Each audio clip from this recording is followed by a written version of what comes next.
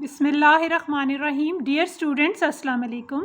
آج میں آپ کو فیڈرل بورڈ جماعت دہم کی اردو کی کتاب، جو نیشنل بک فاؤنڈیشن والوں کی نئی کتاب ہے، نیا سلیبس ہے 2025 کے لیے، دوسری غزل کرواؤں گی۔ شاعر ہیں مومن خان مومن۔ آپ 1800 میں پیدا ہوئے اور 1851 میں وفات پائی۔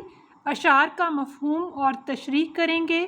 شعر نمبر 1 ہے: اثر اس کو ذرا نہیں ہوتا، رنج راحت فضا نہیں ہوتا۔ معنی: اثر محسوس کرنا یا احساس کرنا، رنج دکھ، راحت فضا آرام پہنچانے والا۔ مفہوم: میرے غم اور تکلیف کا محبوب پر بالکل اثر نہیں ہوتا، گویا میرا دکھ میرے لیے اطمینان کا باعث نہیں بنتا۔ تشریح: شاعر مومن خان مومن اس شعر میں محبوب کی بے رخی، سنگدلی اور بے وفائی کا ذکر بڑے دلکش پیرائے میں یا دلکش انداز میں کرتے ہیں کہ میں محبوب کی محبت میں بے چین اور مضطرب ہوں، لیکن میرا محبوب اس غم اور دکھ کی وجہ سے اسے کوئی فرق نہیں پڑتا، وہ میری تکلیف کو محسوس ہی نہیں کرتا۔ میں منت سماجت اور آہوازاری کر کے اسے اپنی محبت کا احساس دلانے کی کوشش کرتا ہوں، لیکن اسے اثر ہی نہیں ہوتا، وہ میری کیفیت کو محسوس ہی نہیں کر پاتا۔ بقول شاعر: تمام عمر اسی کے خیال میں گزری فراز، میرا خیال جسے عمر بھر نہیں آیا۔ شاعر محبوب کی محبت میں تڑپتا ہے، لیکن محبوب کو خیال اور احساس نہیں۔ اسی طرح شاعر کہتا ہے: ان لبوں نے کی نہ مسیحائی، ہم نے سو طرح سے مر کر دیکھا۔ ذرا اور فضا اس شعر میں قافیہ ہیں، یعنی ہم قافیہ الفاظ ہیں۔ شعر نمبر 2: بے وفا کہنے کی شکایت ہے، تو بھی وعدہ وفا نہیں ہوتا۔ بے وفا محبت نہ کرنے والا، شکایت گلہ، وفا محبت۔ مفہوم: بے وفا کہنے کا گلہ تو کرتے ہو، لیکن محبت کا وعدہ کبھی پورا نہیں کرتے۔ تشریح: شاعر مومن خان مومن عاشق اور محبوب کے درمیان شکوے شکایت کا تذکرہ کچھ اس انداز میں کرتے ہیں کہ محبوب تو عاشق کو بے وفا کہنے کا گلہ کر رہا ہے، لیکن وہ خود کون سی وفا نبھاتا ہے، خود بھی وصل اور ملاقات کے وعدے کرتا ہے لیکن پورے نہیں کرتا۔ اس طرح عاشق کو مزید تکلیف ہوتی ہے اور دکھ پہنچتا ہے۔ یہ شعر نہ صرف شاعر کی بلکہ عام زندگی میں بھی لوگوں کے جذبات کی عکاسی کرتا ہے کہ ہمیں ایک دوسرے سے خلوص اور محبت سے پیش نہ آنے کی شکایت رہتی ہے اور ہم ایک دوسرے سے شکوے شکایات کرتے رہتے ہیں۔ شاعر محبوب سے ناراضگی کا اظہار کرتا ہے کہ مجھ سے تو شکوہ کرتے ہو، تم خود بھی محبت کا رشتہ کہاں نبھاتے ہو۔ بقول شاعر: بے وفائی کی سب کتابوں میں تیرے جیسی کوئی مثال نہیں۔ یہ شعر شاعری کی صنف سہل ممتنع کی خوبصورت مثال ہے۔ یہ تھی تشریح شعر نمبر 2 کی۔ اب ہم کریں گے شعر نمبر 3۔ شعر نمبر 3: ذکر اغیار سے ہوا معلوم، حرف ناصر برا نہیں ہوتا۔ معنی: اغیار غیر کی جمع، پرائے، اجنبی، حرف ناصر نصیحت کرنے والے الفاظ یا نصیحت کرنے والے کے الفاظ۔ مفہوم: محبوب کی زبان سے غیروں کی خوبیوں کا ذکر سن کر اندازہ ہوا عشق نہ کرنے کی نصیحت ہی اچھی تھی۔ تشریح: شاعر مومن خان مومن اس شعر میں محبوب کے ساتھ جذباتی لگاؤ اور وابستگی کو بڑے دلکش پیرائے میں بیان کرتے ہیں کہ عاشق کے لیے محبوب کی زبان سے رقیب کی تعریف اور اس کی خوبیاں سننا انتہائی تکلیف دہ ہوتا ہے۔ حسد کی آگ دل کو جلا کے رکھ دیتی ہے، غیروں کا ذکر وہ بھی محبوب کی زبانی، اس تکلیف کو گوارا کرنا بہت ہی مشکل ہے۔ بقول شاعر: ہم کو نہیں قبول کسی طور بھی رقیب، نفرت بھی کیجیے تو فقط ہم سے کیجیے۔ عموماً ہمارے اردو شعراء نصیحت کرنے والے کو اچھا نہیں سمجھتے، لیکن شاعر کا خیال ہے کہ ناصح ہمیں جو نصیحت کرتا تھا کہ عشق نہ کرنا، عشق میں بہت تکلیفیں برداشت کرنی پڑتی ہیں، وہ ٹھیک ہی کہتا تھا۔ عشق کے میدان میں بہت مصائب و مشکلات سہنا پڑتی ہیں، خاص طور پر جب محبوب اپنی زبان سے غیر کی خوبیاں بیان کرے اور تعریفیں کرے، یہ عاشق کے لیے ناقابل برداشت ہے۔ بقول شاعر: ہے مجھ کو تجھ سے تذکرۂ غیر کا گلہ، ہر چند بر سبیل شکایت ہی کیوں نہ ہو۔ غالب کا یہ شعر ہے۔ اب ہم کریں گے شعر نمبر 4۔ تم ہمارے کسی طرح نہ ہوئے ورنہ دنیا میں کیا نہیں ہوتا۔ معنی: کسی طرح کسی صورت کیا نہیں ہوتا، سب کچھ ممکن ہے۔ مفہوم: دنیا میں ہر طرح کے حالات و واقعات ممکن ہیں، لیکن میرا محبوب میرا نہ ہو سکا۔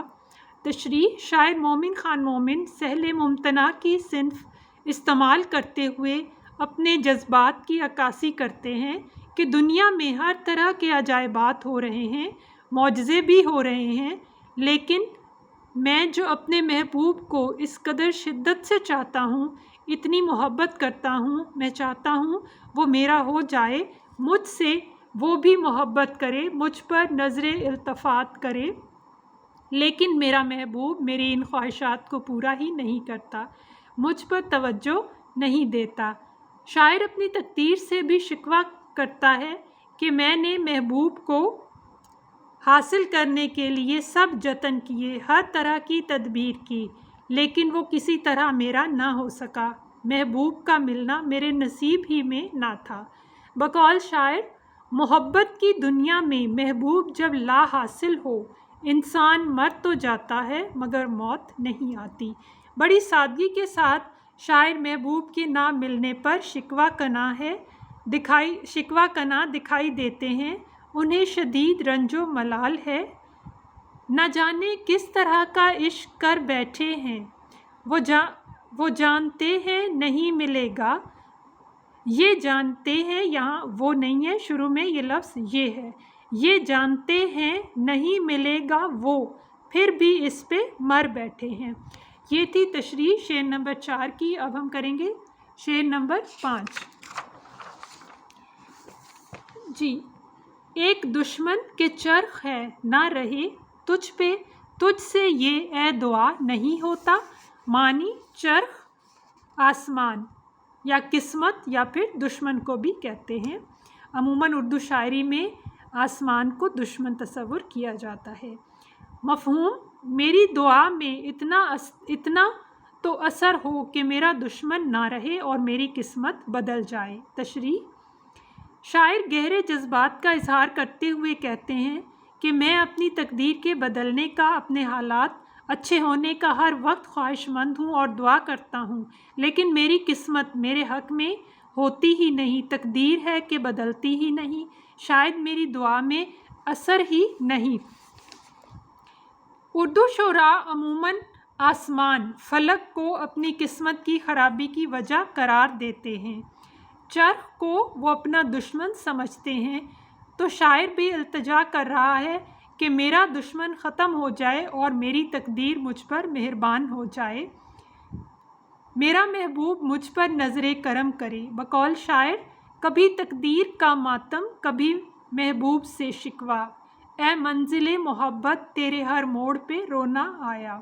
شاعر اس شعر میں محبوب کی بے اعتنائی پر غصے اور رنج کا اظہار کچھ ان جذبات میں کرتا ہے کہ خود اپنی دعاؤں کے قبول نہ ہونے کی شکایت کرتا ہے، جو آسمان جیسے دشمن کو ختم نہیں کر پا رہی اس لیے مجبور ہے۔ آسمان کچھ بھی نہیں اب تیرے کرنے کے لیے، میں نے سب تیاریاں کر لی ہیں مرنے کے لیے۔ شعر نمبر 6: تم میرے پاس ہوتے ہو گویا جب کوئی دوسرا نہیں ہوتا. معنی گویا اگرچہ. تشریح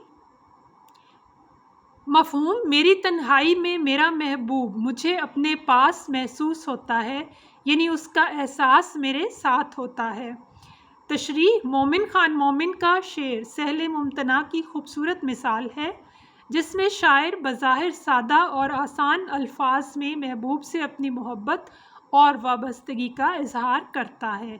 یہ شعر معنوی اعتبار سے بڑی گہرائی لیے ہوئے ہے. غالب جیسے عظیم شاعر نے کہا تھا، میں مومن کو اس شعر کے بدلے اپنا پورا دیوان دینے کو تیار ہوں. یعنی یہ شعر اتنا اہم اور خوبصورت ہے.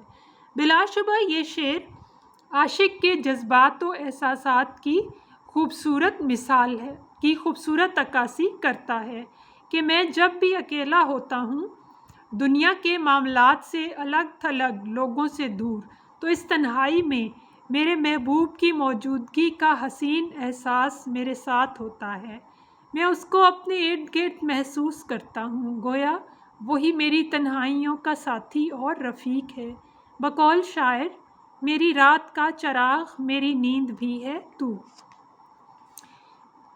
شاعر محبت میں اس مقام پر ہے جہاں اسے ہر وقت محبوب اپنے ساتھ محسوس ہوتا ہے. میں محبت میں اس مقام پہ ہوں جہاں میری ذات میں رہتی ہے تیری ذات مسلسل. یہ تھی تشریح شعر نمبر 6 کی. شعر نمبر 7. حال دل یار کو لکھوں کیوں کر، ہاتھ دل سے جدا نہیں ہوتا. معنی حال دل، دل کی کیفیت، حالت، جدا، الگ.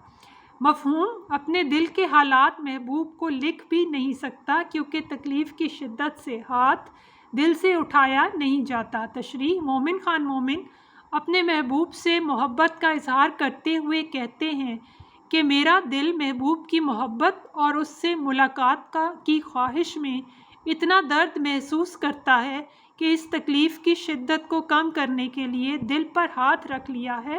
اگرچہ اپنے دل کی کیفیت محبوب کو لفظوں میں تحریر کرنا چاہتا ہوں، لیکن میرا محبوب کیا جانے میں دل سے ہاتھ ہٹانے کے قابل ہی نہیں، کیونکہ دل کی تکلیف ناقابل برداشت ہو جاتی ہے. دل پر ہاتھ رکھ کر اس تکلیف کو سہ رہا ہوں. جیسا کہ شعراء محبوب سے اپنی تکلیفوں کی شکایت کچھ اس طرح کرتے ہیں: اذیت، مصیبت، ملامت، بلائیں، تیرے عشق میں ہم نے کیا کیا نہ دیکھا. اس شعر میں خط لکھنے اور اس میں اپنے دل کا حال لکھنے کی روایت کا اظہار بھی ہوتا ہے.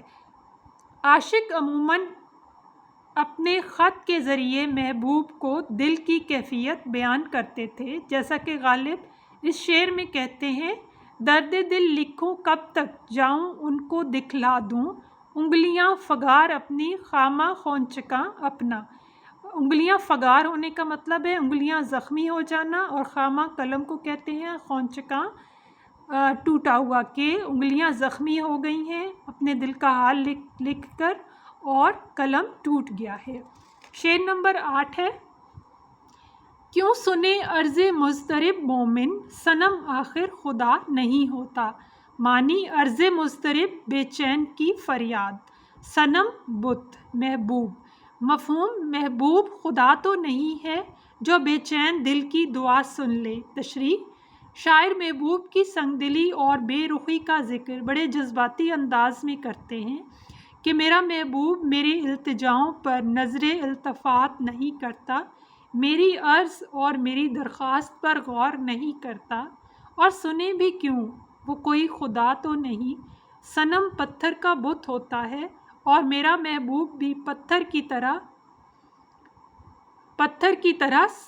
طرح ہے. اس کا دل اتنا ہی سخت ہے جیسے پتھر. میرے لیے اس کے دل میں ذرا بھی نرمی نہیں. شاعر کی خواہش ہے کہ اس کا محبوب اس کی محبت بھری باتوں کا جواب دے، اس کے لطیف اور پرخلوص جذبوں کی قدر کرے اور الفاظ میں اس کا اظہار کرے، لیکن اس کی یہ خواہش پوری نہیں ہوتی، کیونکہ بقول حیدر علی آتش، برہمن کو باتوں کی حسرت رہی، خدا نے بتوں کو نہ گویا کیا۔ گویا مطلب الفاظ دیے، بولنے کی طاقت نہ دی۔ اس شعر میں شاعر نے محبوب پر طنزیہ انداز میں بھی اس کی بے رخی کا ذکر کیا ہے کہ وہ خدا نہیں جو میری عرض سنے۔ دوسری طرف شعر کا ایک مطلب یہ بھی ہے کہ دعاؤں اور التجاؤں کو سننے والی ذات صرف اور صرف اللہ وحدہ لا شریک کی ہے۔ بت تو صرف پتھر ہوتے ہیں، وہ کسی کی حاجت کیسے سن سکتے ہیں۔ یہ تھی غزل نمبر 2 کی تشریح۔ امید ہے آپ کو ویڈیو پسند آئی ہوگی۔ ویڈیو کو لائک کریں، شیئر کریں، اپنے کمنٹس کریں اور چینل کو سبسکرائب کر لیں تاکہ آپ آنے والی مزید ویڈیو سے استفادہ کر سکیں۔ شکریہ۔